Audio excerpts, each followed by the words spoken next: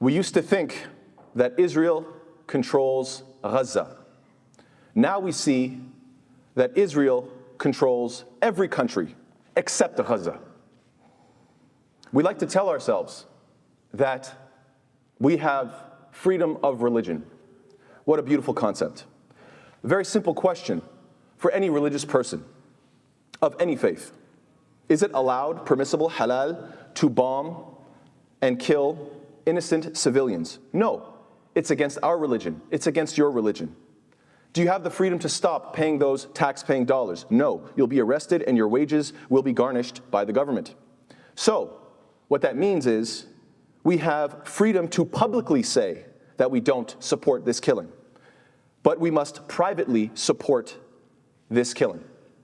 What does that mean? Simply put, we are free to say one thing and do the other. Well, there's a word for that. It's called hypocrisy.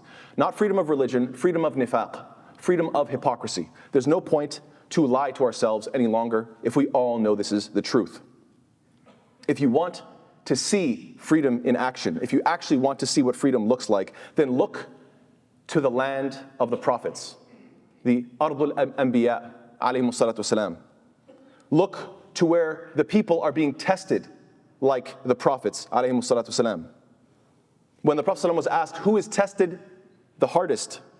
Ayyun nasi ashaddu bala'an. Who has the hardest tests? He said, al-anbiya thumma al-amthal fal-amthal. It is first the prophets and then those who are closest to them, most like them, and then so on and so forth. Most like them and so on. SubhanAllah, today we can take a look and see a whole land of people, 2 million people. Each of them are living like a modern day, a living example of who? Ayyub alayhi salam, who is losing everything, and yet, subhanAllah, they are all still grateful to Allah subhanahu wa ta'ala. This is the earth of who? Yahya alayhi salam. And we get to see a living modern example of people who are standing up for Tawheed, La ilaha illallah, who believe in one God, and they're being killed for it, just like Yahya alayhi salam was martyred. This is the land of Hannah. Hannah is the mother of Maryam alayhi salam, and we know her as the wife of Imran. And she made the dua in the Quran. Rabbi inni nadartu laka ma fi batni muharrara. She made this dua in which she said, "O my Lord, I have vowed to you what is in my womb to be free, to be dedicated to your service." Muharrara. What does this mean? يعني عتيقا من الدنيا لطاعة الله. I want this child to be free from this dunya so it can be completely dedicated to the service of Allah subhanahu wa ta'ala. We get to see what happens to the children of Gaza because of their freedom. In the thousands being slaughtered. Why? Because they're in the land of Maryam alayhi salam, in the land of Isa alayhi salam, in the land where all of this took place, and subhanAllah, they're being tested just like they were, just like the Anbiya. We're seeing what that freedom costs. Thousands of children killed when what? When the ummah does nothing.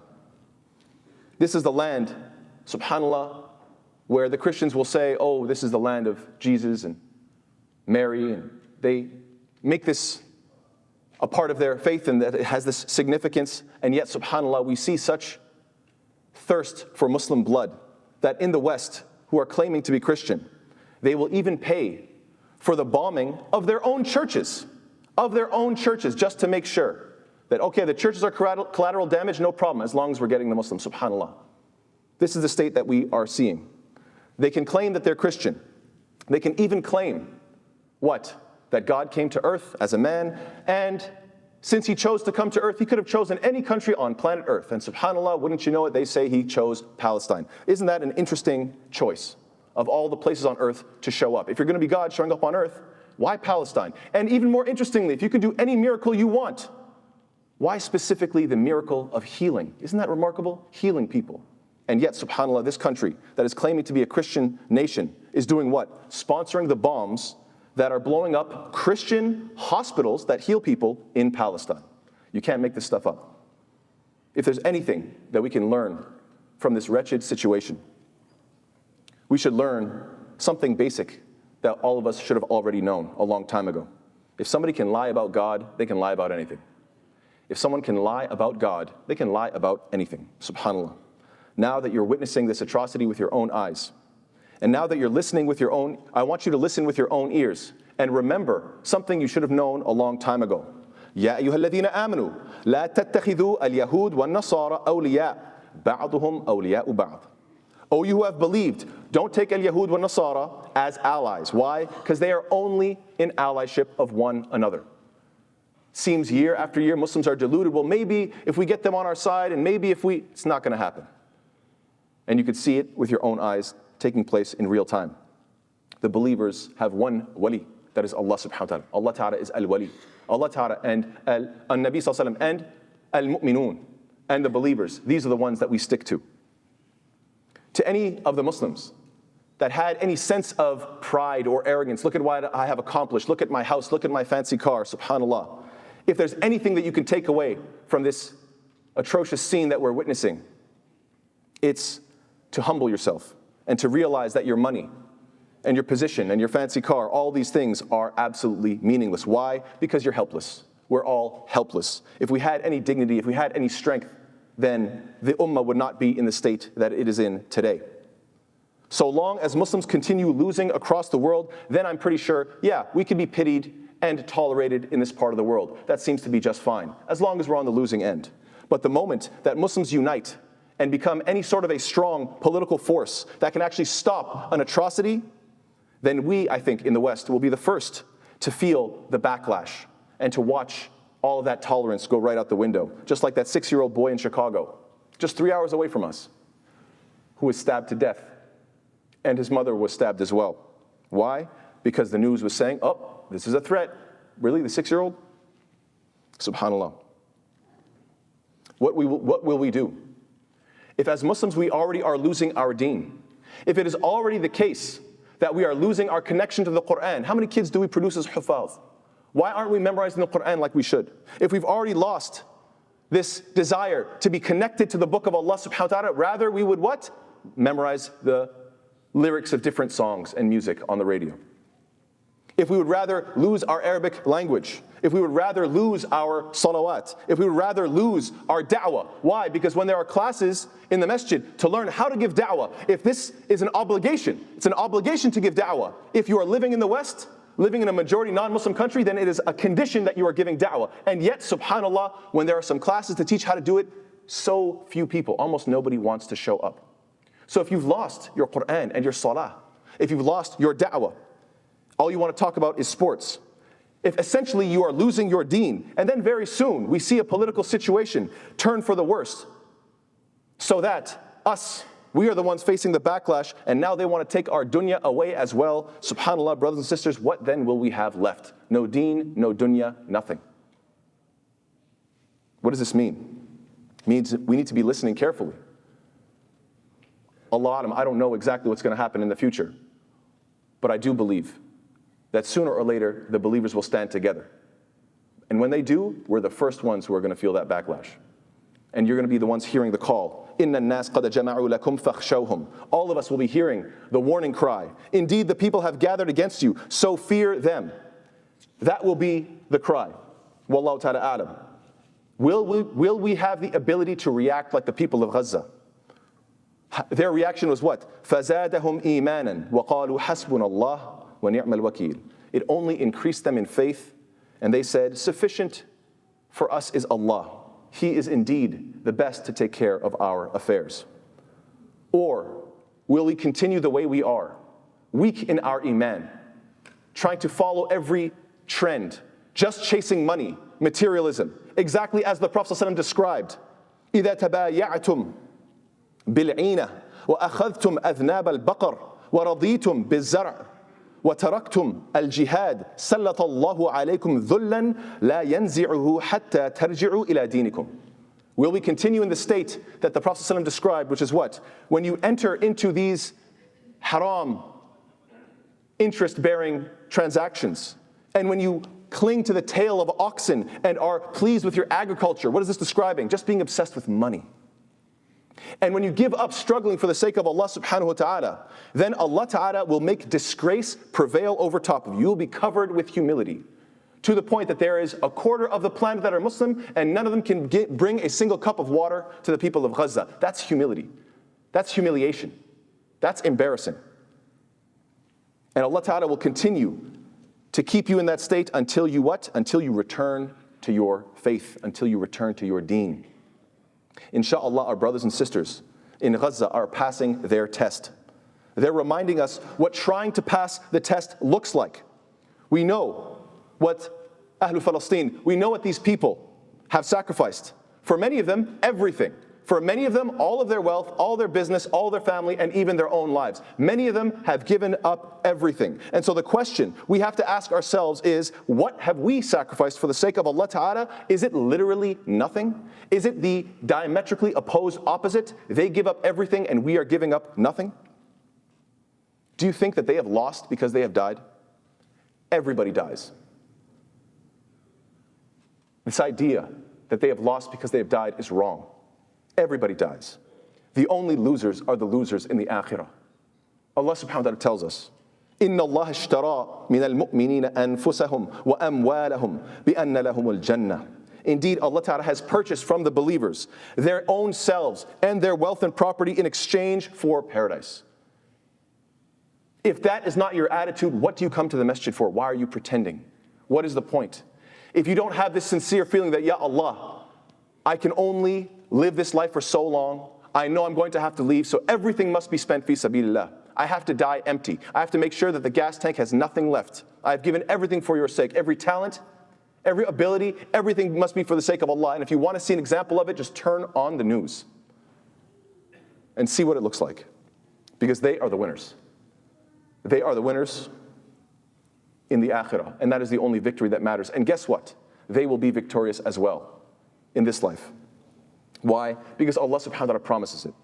Because Allah subhanahu wa ta'ala promises, إِنَّ الَّذِينَ كَفَرُوا يُنْفِقُونَ أَمْوَالَهُمْ لِيَصُدُّوا عَنْ سَبِيلِ اللَّهِ فَسَيُنْفِقُونَها ثُمَّ تَكُونُ عَلَيْهِمْ حَسْرَةً ثُمَّ يُغْلَبُونَ. Allah Ta'ala says, indeed, those who disbelieve, they spend their wealth to avert the people from the way of Allah. So they will spend it, then it will be for them a source of regret. And then they'll be overcome. A source of regret, billions of dollars, all these different missiles and jets, all these different tanks or whatever the case they're spending on. A source of regret. What does that mean? I don't know. I can't tell you the future, but I do very much believe that if an economic crisis were to come, it's going to be probably pretty soon. Why? Because you can't sustain global wars all over the place with this country, that country, and so on and so forth. It's too much. You're trying to do too much evil, and it can only be tolerated for so long. Allah Ta'ala promises, وَلَقَدْ سَبَقَتْ كَلِمَتُنَا لِعِبَادِنَا الْمُرْسَلِينَ إِنَّهُمْ لَهُمُ الْمَنْصُورُونَ وَإِنَّ جُنْدَنَا لَهُمُ الْغَالِبُونَ. And our word has already proceeded. It's a done deal from our servants and messengers that indeed they would be those who are given victory. It's them who will be victorious in the end. And that indeed our soldiers will be those who overcome. The believers will win in the end. And I do believe that even this country of Israel knows about it. This terrorist state, I think they're well aware of it. Why? They could read their own Bible. And they could see over and over again the cycle that Banu Israel, they go through over and over again. When they're righteous, they prosper. This is, if you look at the Bible, just read the Bible. When they're righteous, they prosper. Their prosperity makes them arrogant. When they become arrogant, they become tyrannical. When they become tyrannical, then Allah Ta'ala puts them in their place and punishes them. This is the story in the Bible, and subhanAllah, Allah Ta'ala mentions this and reminds us of this in Surah Al-Isra, ayat 4 through 8. Allah subhanahu wa ta'ala makes it very clear that it's a promise from Him that when the Israelites commit atrocities, then they'll be punished for it in this life. Allah Ta'ala says it in no uncertain terms, very clear wording. وَإِنْ عُدْتُمْ عُدْنَا. Allah Ta'ala says it very clearly. If you return to that behavior, if you continue doing dhulm and oppression, then we are going to return to punishing you. وَإِنْ عُدْتُمْ عُدْنَا. Allah Ta'ala says it very clearly. So we have firm belief that the victory will come. But what we need to remember is this: there's no victory without righteousness. And inshallah ta'ala, I'll mention and I'll continue this in the second khutbah. Wa sallallahu ala Muhammad wa ala alihi wa sahbihi sallam kathira. Bismillah walhamdulillah wa salatu wa salam ala rasulillah. There is no victory without righteousness. What do I mean by this? Allah Ta'ala mentions 3 times in the Quran, Al-aqibah lil-muttaqeen. Al-aqibah lil-muttaqeen. The end result the end victory will always be with people of taqwa. Not the Muslimin, just because you have an identity of Islam. Muttaqeen, people of taqwa, people who actually have the ability to withhold from their base desires and say, you know what, that's enough. I don't have to keep on chasing dunya just because it's in front of me. I don't need that. I have enough taqwa to recognize that the akhirah, that the next life, is the most important. Allah Ta'ala doesn't give victory to the believers when they're abandoning their deen. It doesn't work like that. Muslims are always wondering, what should we do? What should we do? The same thing that has given us victory every single time throughout history. Hold on to your deen. Hold tightly to the Quran and Sunnah. Yes, there are many other things, minor things that can be done. Yes, of course, there are many different ideas that we could discuss, and there's not a lot of time for me. Maybe another week we could talk about getting involved politically and financially and all these different methods. Yes, but if the core is not there, all the rest won't work. If you do not understand this basic idea that there has to be a political victory that will only come, the political victory will only come after the spiritual victory. This is the only way it happens. Allah Ta'ala does not give victory to the believers when they've abandoned their deen. Rather, the political victory only comes after the spiritual one. As long as our material ambition exceeds our spiritual ambition, we will keep on losing. And if you want to check where your spirituality is, where your emphasis is in your life, then please remember this very simple hadith in which the Prophet ﷺ says, "Man sa'ala Allah الشهادة بصدق بلغه الله منازل الشهداء وإن مات على فراشه." The Prophet says, Sahih Muslim, whoever asks for martyrdom sincerely will be ranked by Allah Ta'ala among the martyrs, even if he dies on his bed. Brothers and sisters, do you have this sincere courage? Not now, not in front of everybody else where you just want to be loud and raise your hands and make a show. No, I'm saying alone at night. Can you actually say the words, Allahumma ja'alna min ash-shuhada? Can you say those words? Because if every Muslim could say those words sincerely, this problem would not be a problem. It's that simple. If every single believer could say, Allahumma ja'alna min ash-shuhada. If every time you saw on the news people dying for the sake of their deen, you said, Ya Allah, why them and not me? If that was there, this whole situation would not exist.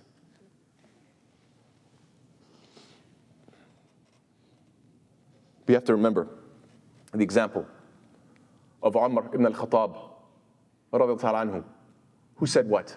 Imagine, richer than any of us could imagine, more powerful than any of us could imagine, when he was the Khalifa of the believers, when he had just conquered Rome and Persia, and he had the whole world at his feet. Was he thinking about just more dunya? No. What was he thinking about? He was making the dua, Allahumma rzuqni shahadatan fi sabilik. Oh Allah, let me die as a martyr in your path. I'm done with this life. Imagine when you have all the power that the world has to offer, and all you could think of is what? Ya Allah, I just want a good death. If the ummah had this attitude, instead of being so pleased with whatever little thing you have, oh look at me, I have a car or a house, whatever the case may be. If we had this attitude, this whole mess would not be in existence. We need to remember the example of the Sahabi, Haram ibn Milhan, who, when he was on an expedition and he was stabbed through his back and the spear came out through his front, what was his reaction? Fuztu wa Rabbil Kaaba. His words were what? I swear by the Lord of the Kaaba, I won. I did it. I can finally leave and be done with this test and meet my Lord in the right way. This attitude, if it exists, everything else doesn't matter. Imam Malik rahimahullah said what? لَنْ يَصْلُحَ آخِرُ هَذِهِ الْأُمَّةِ إِلَّا بِمَا صَلَحَ بِهِ أَوَّلُهَا. The later part of this ummah will not be fixed except by what fixed the earlier part. What happened at the beginning, you have to go back to your deen. That willingness to face the enemy, the willingness to say, if anybody's going to get hurt, I want to be on the front. That is the only thing that will give victory to this ummah. Is there anything more embarrassing, brothers and sisters? Is there anything more disgraceful? Is there anything more repulsive than when we see an elderly Muslim man who is still clinging to this dunya, His body is falling apart. He is sick and withering away. And yet all he can think about is, oh, my stocks went up, oh, my stocks went down. He's still thinking about, oh, I just got to make a little investment here. I just got to make a little investment there. SubhanAllah, invest in your akhirah. What are you doing? You already have one foot in the grave. Why are you like a drug addict, like a junkie? I just need one more hit.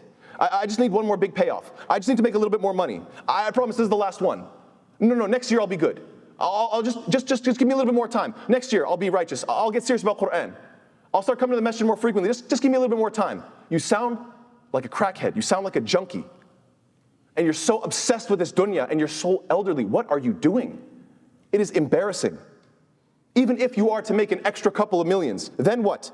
Your body can't handle the partying and the traveling and the late nights and the drinking and the drugs and the women. You can't do any of that. What are you even holding on to? Just a number? This is the state of the ummah. Don't look anywhere else. As long as this state maintains and is consistent, then subhanAllah, you can expect that the Muslims will keep on dying in the numbers they are. We have to accept the basic reality. Death is a cup from which we all must drink. Just get over it. Accept the idea that there is no escaping this. There's no getting out of it. There's either a good death or a bad death. You just have to pick whichever one you want. When the believer sees the Muslims being killed for the sake of their deen, the thought that should run through your mind is, why wasn't I chosen for this highest honor? When this is the reality of the ummah, when we can see what's happening on the news and say, subhanAllah, they get to meet their Lord saying, Ya Allah, I held on to my deen in the worst of circumstances. You should see that and think, why wasn't I in that position? This is the exact opposite of the way the disbeliever thinks. And unfortunately, we think more like the disbelievers than the believer. That's how Islam reverses and makes you see the world with a completely different lens. And that's exactly what we are missing. It's that simple. The people of Gaza remind us what perseverance really looks like. And it looks nothing like us. May Allah Ta'ala bless them, and may Allah forgive us. Never forget what they're fighting for. This isn't some racial issue. This isn't about money. What is this about? One thing and one thing only. Kalimatullahi hiya al-ulya. Putting the word of Allah subhanahu wa ta'ala number one. That's all this is about. That's what they are fighting for, and that's what they are dying for. So if you say, oh, I support these people, that's not what's important. What's important is that they are dying to make Allah's word above all else. So if you're not doing that every day, if you're not picking up the mushaf and memorizing and studying every day, if you're not applying this Quran in your life every day, then don't think you're part of the solution. You're part of the problem. You're not on the winning side. You're on the losing side. May Allah Ta'ala make us of those who are winners. Allahumma aghfir lana dhunubana wa israfana fi amrina wa thabbit aqdamana wansurna ala man adana wansurna ala al-qawm al-kafirin. Allahumma ansur al-islam wa izz al-muslimin. Allahumma ansur al-islam wa izz al-muslimin wa adhill al-shirk wal-mushrikeen wa dammir a'da'aka a'da' ad-din. Allahumma ansur ikhwanana fi Palestine. Allahumma ansur ikhwanana fi Palestine. Allahumma ansur ikhwanana fi Gaza. اللهم إنا نسألك عيش السعداء اللهم إنا نسألك عيش السعداء وموت الشهداء اللهم إنا نسألك عيش السعداء وموت الشهداء آمين يا رب العالمين اللهم اهدنا فيمن هديت وعافنا فيمن عافيت وتولنا فيمن توليت وبارك لنا فيما أعطيت وقنا شر ما قضيت فإنك تقضي ولا يقضى عليك إنه لا يذل من وليت ولا يعز من عاديت تباركت ربنا وتعاليت ربنا آتنا في الدنيا حسنة وفي الآخرة حسنة وقنا عذاب النار وصلى الله على سيدنا محمد وعلى آله وصحبه وسلم تسليما كثيرا واقم الصلاة.